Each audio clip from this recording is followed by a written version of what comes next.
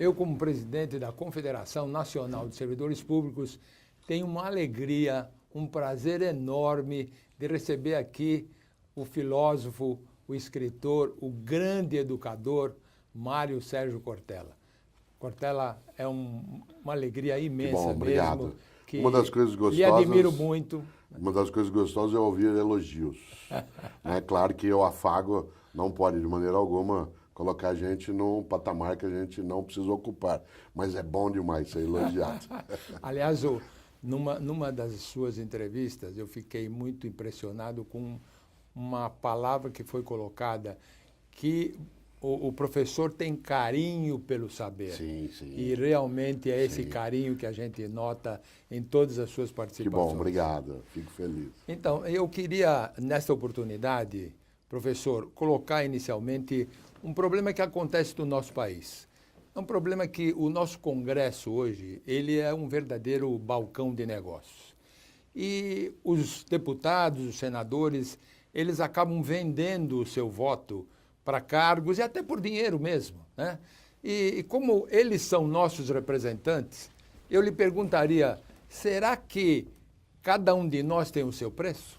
Olha, você sabe que Machado de Assis dizia algo que vale para a gente retomar e que eu gosto, às vezes, de trabalhar, né? Cada homem tem seu preço de verdade, mas a ideia de vender-se ou não é uma escolha. É uma escolha, é uma decisão. Eu tenho meu preço, o senhor tem o seu, claro, sempre, para qualquer coisa. Vender-se ou não é uma decisão, nós somos livres. Eu posso fazê-lo. Eu nunca esqueço de um telegrama que um dia mandou para Getúlio Vargas, durante a ditadura Vargas no Estado Novo, um ex-prefeito da cidade de São Borja, que tinha sido por ele nomeado prefeito lá, que mandou para o Palácio do Catete, no Rio de Janeiro, um telegrama com os seguintes dizeres: presidente, preciso da vossa ajuda, cada homem tem seu preço e eles estão chegando no meu. Né? Essa é uma reflexão a fazer. Nesse sentido, o Congresso que nós temos é o Congresso que a gente escolhe. Eu digo sempre, quero retomar, você não quer lixo no teu país, não coloque lixo na urna. Você não quer lixo no teu Congresso, não coloque lixo na urna. Do ponto de vista eletrônico ou não, colocando lixo, é lixo que se vai ter. É uma escolha. Um dia eu estava, presidente, no aeroporto de Brasília para embarcar para São Paulo, e na fila do embarque havia um jovem, nos 20 e poucos anos, muito inconveniente, principalmente com uma moça que estava à frente dele. Que ele estava com aquela forma de sedução tola, aquela incomodativa. Ele falava com ela e estava perturbando. E uma hora ele fez aquela pergunta óbvia de quem quer se aproximar, disse assim: você é de Brasília? Ela disse: eu sou. Ele disse: que pena, né? Ela disse: não, essa cidade é ótima. O ruim é o que vocês mandam para cá.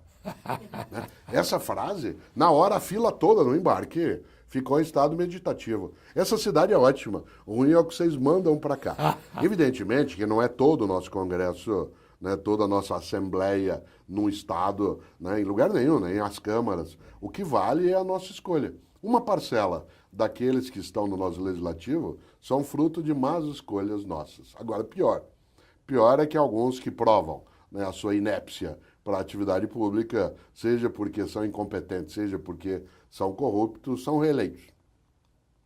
Aí a gente até é tentado a dizer de um modo meio triste, merece, né?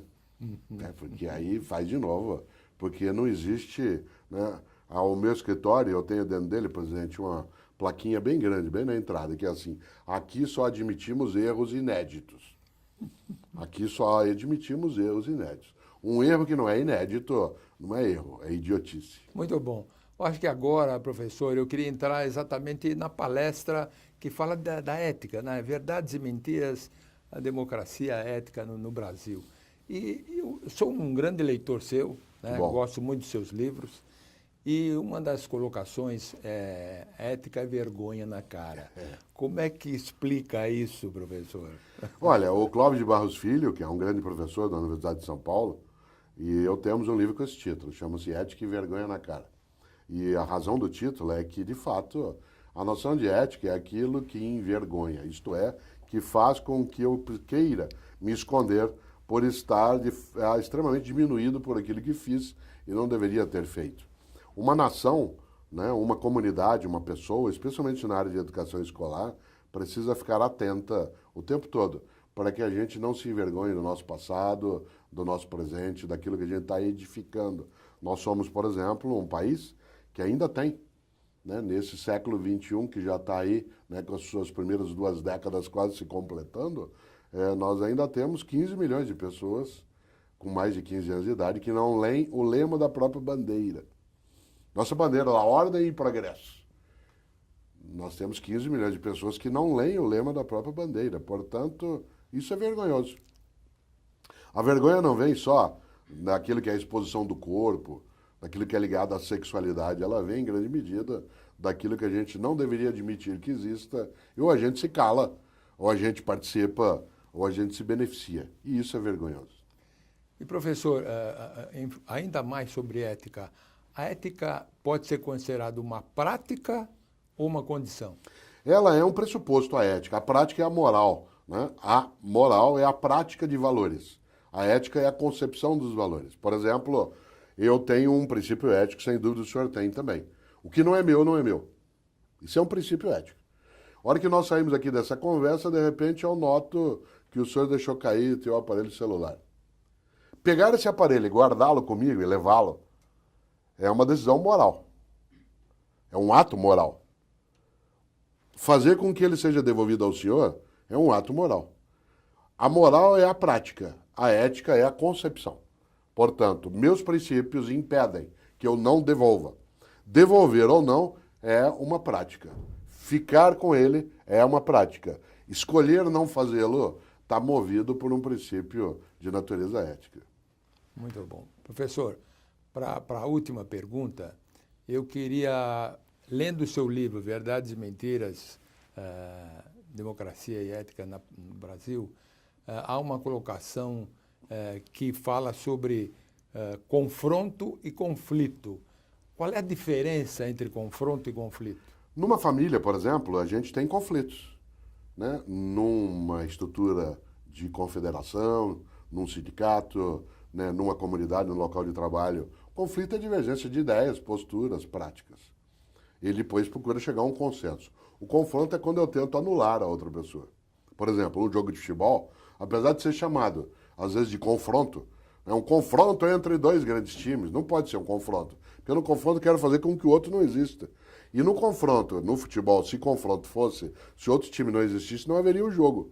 Né? E nesse sentido, o conflito é, sim, a divergência cuja intenção final é chegar a um consenso que não necessariamente é idêntico ao ponto de partida, mas que respeita a possibilidade de ambos. Uma sociedade precisa admitir não só o conflito, como tem que fazer com que ele tenha regras de convivência. A democracia não é a ausência de regras. A democracia é a construção coletiva das regras. A democracia não é a ausência de ordem. A democracia é a ausência de opressão. E a opressão é que é um confronto. A democracia tem conflito e precisa tê-lo. É ele que faz crescer. Uma sala de aula, por exemplo, é um território de conflitos. Não pode ser um território de confrontos. Se ele o for, aqueles que estão ali envolvidos vão sofrer algo que é extremamente perigoso, que é a anulação da convivência. O conflito não deseja, de modo algum, a anulação da convivência, mas que a convivência seja mais harmônica. Eu queria agradecer imensamente o professor. Como eu disse, e está provado aqui pela entrevista, nós, a cada vez que ouvimos o professor, saímos mais felizes, né?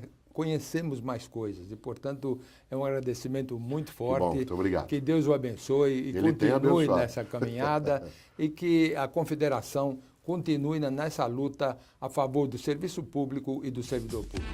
Muito obrigado.